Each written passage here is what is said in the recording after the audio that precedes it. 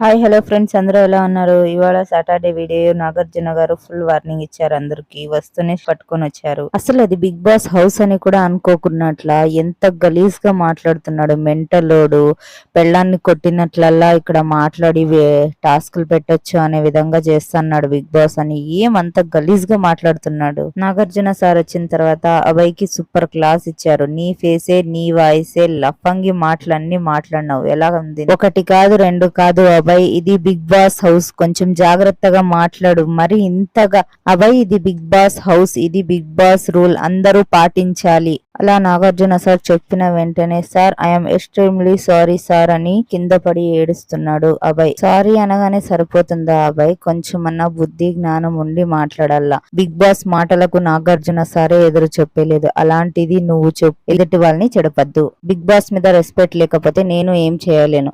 Red card చూపిస్తున్నాను, ముందు బయటికి పో. మీరు super Nagarjuna sir. Bigg Boss గేట్లు ఓపెన్ చేయండి, అభయ్ నువ్వు బయటికి పో అని ఎంత సూపర్ గా చెప్పారు. యష్మి లేచి ప్లీజ్ సార్ ఇదొక్కసారి ఛాన్స్ ఇవ్వండి అని చెప్పినా కూడా నాగార్జున సార్ వినలేదు. అభయ్ లేచి సారీ సార్ అన్నా కూడా వినలేదు. గేట్స్ ఓపెన్ అయినాయి, బయటికి వెళ్ళు అభయ్ అని అన్నారు నాగార్జున సార్. మరిన్ని అప్డేట్స్ కావాలంటే లైక్, షేర్, సబ్స్క్రైబ్.